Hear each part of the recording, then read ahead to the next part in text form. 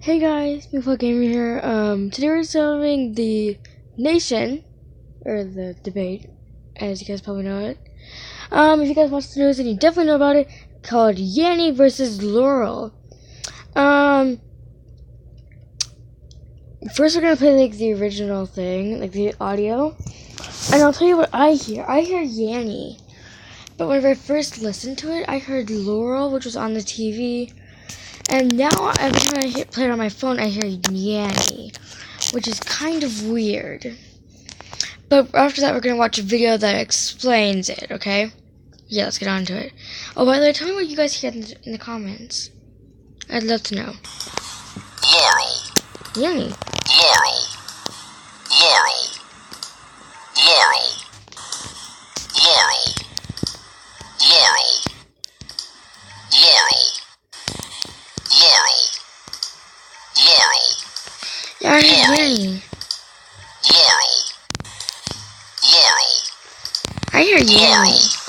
I hear Yanny, guys. I seriously hear Yanny. Laurel.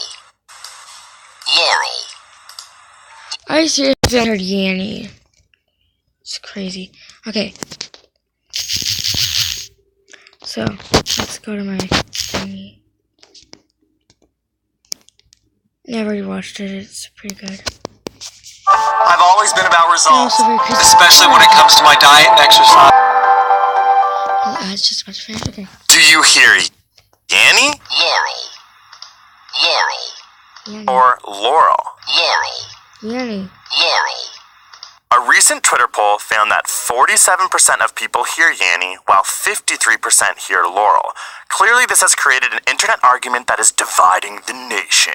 So, what is the science behind the madness? One of the first aspects is priming. If you were to play this clip without providing the option of Yanny or Laurel, you may have heard neither of these words, but by reading them, you're primed to hear one or the other. Secondly, when you speak, you are producing sound waves, which propagate through the air. This is a visual depiction of the sound waves of the original Yanny/Laurel recording, created by Brad Story, a professor of speech, language, and hearing. Here is the depiction of him saying Laurel. You can see that the acoustic features are very similar. Here is a depiction of him saying Yanny. The acoustic features are also similar. So the words Yanny and Laurel audibly are more similar than you might think. Whether you're listening on a laptop, phone, or headphones will influence what you hear based on sound quality. But what if you are listening through the same device, but you hear different things with someone next to you? It might have to do that's what happened with me and Katie today. We were like, or yesterday, I mean, we were watching like videos about it, and she said that she heard Yanny and then Laurel and then Yanny again, but I just thought I heard Yanny over and over. It was very weird and very creepy. the age of your ears. The sounds in Yanny play Boy, you saying that Katie's ears are older than mine? Even though mine are older, even though I'm older than she is? That makes no sense. at a higher frequency than the sounds in Laurel. As we age, our ears are less able to hear higher frequencies, so if you are hearing Yanny, you might have younger ears. Luckily, with the help of the internet, we can hear both. Brilliant Twitter user at XXV posted audio of the pitch brought both down and up. When you listen to it brought down 30%, you will hear Yanny. Yanny. Yanny. But when you listen to it with the pitch brought up 30%, you will likely hear Laurel. Laurel. I actually heard Laurel that time. Laurel. Your brain has so much stimulus at all times that it uses existing information and precise neurological pathways to focus its attention. This is why at a loud party you can listen to your friend beside you, but pop your attention into another convo if need be. Similarly, your brain is unconsciously choosing which frequencies in the recording to pay attention to. So, what is the final answer? If you heard Laurel, you are correct. The original recording is saying Laurel, but with higher frequencies overlaid, creating ambiguity. Love learning about amazing and interesting things. So yeah, apparently it was Laurel. If you guys heard Laurel, you'd be correct. But I say just tell Yanny. Laurel. Oh, we already done that one. Never mind. Never mind. Can I trust my ears? I don't know. Can't press anything. 3, 2, 1. Let's just go back. That's annoying as. Yanny. Okay, I want to know if I can trust my ears. Oh, no. Many of us have become quick to catch illusions that trick our eyes, but how often do you consider illusions of the ear? Are you really able to trust your ears and the things they hear? I've never known illusions with ears. For example, listen to Greg speaking. Bar, bar, bar, bar, bar, bar. What do you hear? If you heard bar, bar, bar, you'd be right. But how about now? Bar, bar, bar, bar, bar. Okay, listen to this. I heard fart first, and then as it continued, I was listening. I heard bar. Bar, bar. Chances are you heard far, far, far this time with an F, except you didn't. In fact, the audio didn't even change between the two videos. Bar, bar, bar. Strange as it may seem, what you hear depends on which video you're looking at. Go ahead, take turns watching each video and see how the sound morphs. Okay, I'm gonna count with one.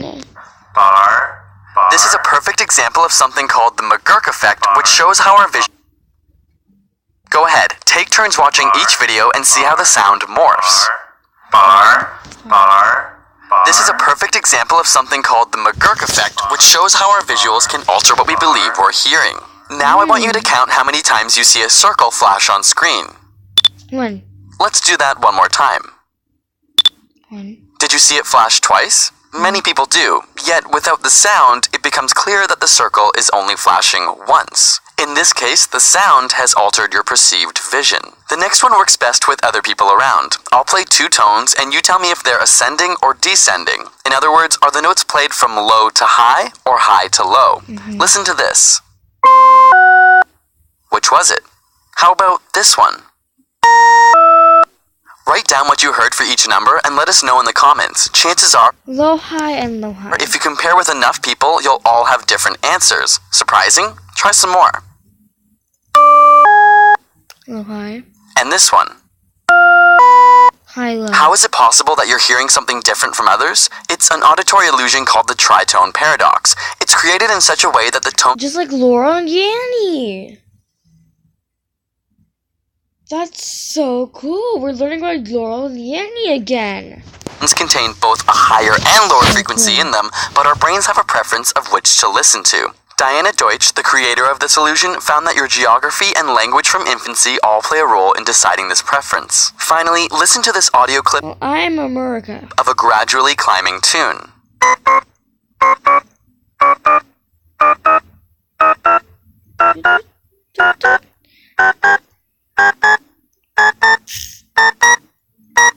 And yet, if I play the exact same clip back to you, it will sound like it's only continuing to climb higher and higher. I swear this is the exact same clip I just played. You can rewind that section of this video over and over and check for yourself. Try it. Each time you start it over, the tune is seemingly climbing even higher. It's called the shepherd tone illusion, of which there are many variations. I didn't even notice the difference at all. In it, multiple sine waves are played on top of one another, raising in pitch, while one quickly drops down an octave as the others continue rising. But our brain doesn't notice this drop, and so the clips sound like they're rising forever. These illusions may help to explain how something like music can have such a profound yet varying effect on our minds, which we discuss in our New ASAP Thought episode here, along with the question of whether or not music can save your life. There's a link in the description to watch it. So, do you still trust your ears? Got a burning question you want answered? Ask it in the comments, or... I certainly trust my ears, because I do. I trust my eyes. That's fine. Are your ideas about the world really your own? Or did someone else put them there? Because you could be living in a world where pink is the most manly color, Islam is the dominant religion across Europe, and sleeping in the same bed as your entire family is perfectly normal. My name is Danielle, and I'm the host of... Our perception of the world around us is strongly linked to our vision, but how do you know what you're seeing is real? Can you really trust your eyes? Take for example these two gray rectangular columns, both of which are different shades of gray. Or are they? Turns out that they're the exact same, and yet, even after knowing the illusion is there, your eyes refuse to see them as the same. Introducing colors produces the same result. I promise, no trick photography or editing effects have been applied. In fact, if you look up the Munker white illusion, you'll come across many more examples. Munker white illusion. Okay, let's try this. Cool.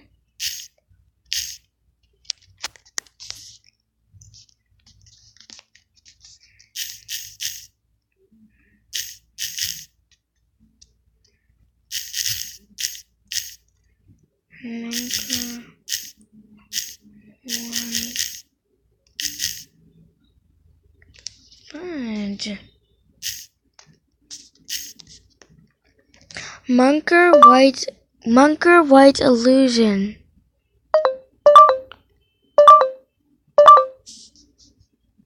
Found it, guys.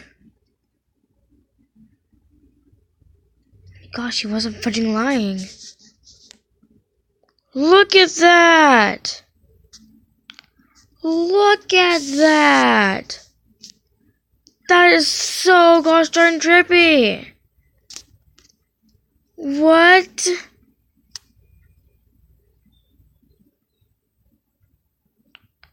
That is... Okay guys, if you stare at this for a while, it looks like it starts to move, but it isn't. Oh, what? I thought it was moving for me, so... Okay, let's continue the video. Abby? What? Go and get your medicine, please. Do the video! Our perception of the world around us is strong. Two gray rectangular Penis. them as the same. Introducing Hello, my baby! My little Jimmy! Examine them in Photoshop and you can see that the colors are the exact same. A similar effect can be seen with this checkerboard illusion. Tile A clearly seems darker than tile B, but you know better by now, right? Even though your eyes can't see it, you know when I remove the surrounding imagery, the tiles will be the same color. So, what's going on here? The truth is that scientists don't fully understand this phenomenon, and there are many complex biological and neurological factors taking place. Ultimately, our brains judge color and brightness in context. In other words, our brains compare the surrounding environment in order to create our perception. The purpose of our senses, or eyes in this case, is not to provide us with an absolute color or physical property of our external reality, but to interpret what we see as efficiently as possible in order to interact with our environment most appropriately. The tile illusion takes advantage of this phenomenon. Our brains know that shadows make objects look darker. As a result, the brain compensates by interpreting the tile as being lighter than it appears, until we take the shadow away. Perhaps the most blatant example is this gradient. The middle bar is simply one color. Remove the background gradient and it becomes obvious. Once again, the darkness of the background has affected our perception of the bar's color. Our perception is relative. So, do you still trust your eyes? Yeah. Got a burning question you want answered? Ask it in the comments. Yeah, I guess. I don't know. Anyways, next time, you fucking remember. Bye, guys. Oh, that's taking over. Bye, guys.